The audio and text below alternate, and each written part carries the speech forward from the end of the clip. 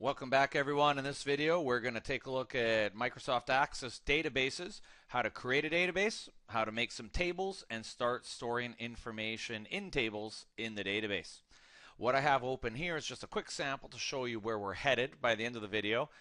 This one's called a library database, and what databases do to store their data is they create tables. So you'll see here, a very small database has 3 tables.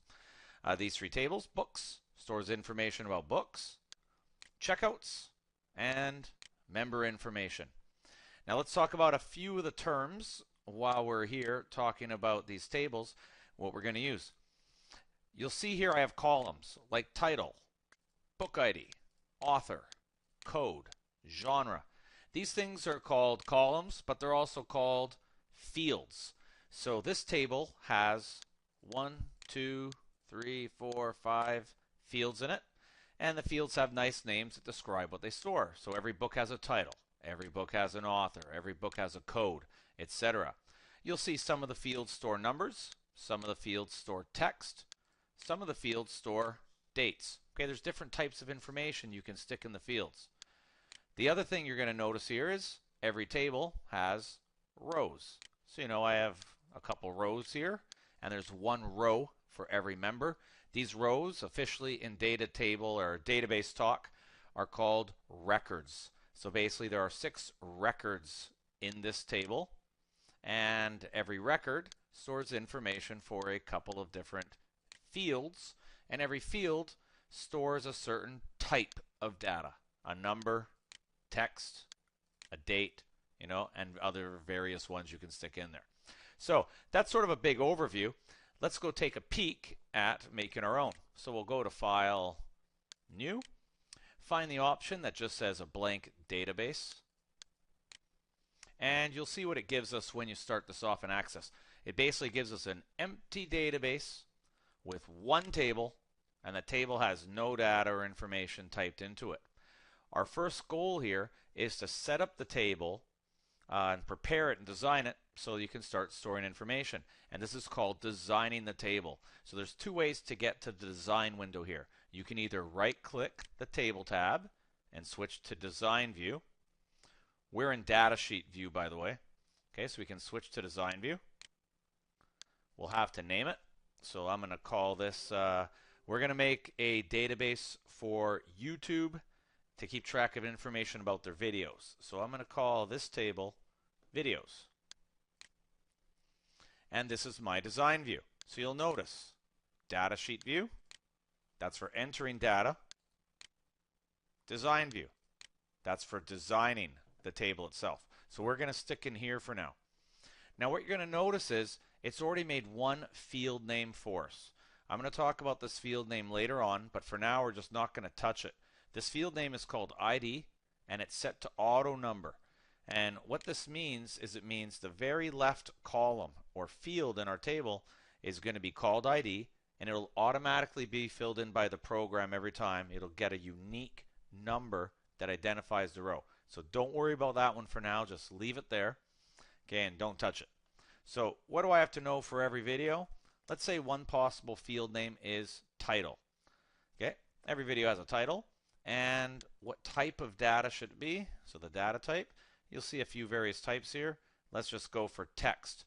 Your program, if it's from a different year, might have an option for small text or large text. Either one's going to work. You'll see down here that this text value I've chosen can store 255 characters. So that's a pretty long title. Let's go for title. Let's go for owner and keep track of who owns it. That's also going to be text. We all know that YouTube videos have how many views, and how many views is a number. And we could also do something like, I don't think there's a rating here, but I don't know what the thumbs up is called. The likes, how many likes it gets. And we know that's also going to be a number. I know there's a lot more information Google would keep track of with its YouTube videos here, but let's just leave it at this for now. Okay, so this is my table. I've just designed what data it's going to hold. Now let's go right click, and go to Datasheet View, which, by the way, you can also flick between Design View and Datasheet View with this button over here. Also allows you to switch the views. Probably it'll ask you to save the table because we've made a design change. So I'll click yes, and here we go. Don't type in this box. The ID column was set to auto number, so don't worry about that one. So let's go for title. Piano Cat, owner, Bob, views. I don't know, it has a lot of views, likes. It has a whole bunch of likes. And you basically just go along here and do the same thing here, right? Swimming Dog by Jen. And this is how you enter the data. If the columns are a little skinny for you up here, you can hover the mouse just to the right place and drag and stretch, right, to make it get a little bit bigger. But that's basically it for entering your videos. I'll just enter one or two more here and jump back. Okay, there we go. So there's a little bit of data. So keep in mind here, right, we can switch Design View if you wanted to add more fields or change things around, and you've got your Datasheet View. Don't worry about these ones yet. Okay, and there's your data. If you've entered data, you want everything saved, you can always do a little right-click, save. And if you want, you could always close your table. If you want to open it again, you can just double-click over here on the side. Okay, and it pops it open. Okay, and that's really it for really making tables and adding them in. A few little things students sometimes want to know. I didn't do decimal numbers here, but if you did want to do decimal numbers in Design View, where it has the number field, here it says decimal places auto. You could always type in a little drop down how many decimal places. So maybe you want, 25.73 views, which makes no sense, but you could switch it to decimals if you want. That's where you would do it.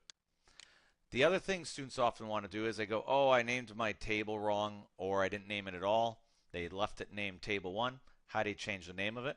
Well, to change the name, you actually have to close the table down. And then over here, you can just go right-click, rename. And then you could just call it Video Table. Okay, and it's all named right. If you want some more tables, you can just go File. Whoops, don't go File. If you want more tables for your database, which is going to be something that you probably do, is you go to the Create tab. And you go Create. And you'll see here the very first grouping has table or table design. Really hit either of them and it's going to work. I'll just go table design. And there we go. We're back to table 1. You can start designing again. I'm just going to close that, or I hit table. Notice when you hit table, it automatically gives you the ID field, which is a good idea, which we'll explain later on. So it may be the one to go or the way you want to go, and you can hit Design View. Give it a name. Maybe this one's going to be user complaints because they think the video is offensive. And then you could start designing the user complaints table to store information. So that's our basic start, getting tables going in Microsoft Access. Keep watching the rest of the videos. You're going to see how this stuff starts to pull together to form an information system. Thanks for watching. Oh, one little extra video add-on here. And other than just saving your tables, you also want to save your database. So you can hit the save here, or you can go File, Save. And when you save your database, depending where you want to save it, save database as, basically it'll always say this: all open objects must be closed. The program is very finicky about tables being open while you save. So yeah, you actually have to shut everything down. And so what you can do here is just say yes, let it shut them down, and choose where you want to save. And notice you're saving a Microsoft Access database, and that'll basically be one file, and that one file will contain all the tables and other stuff that we add into our database. So not too bad.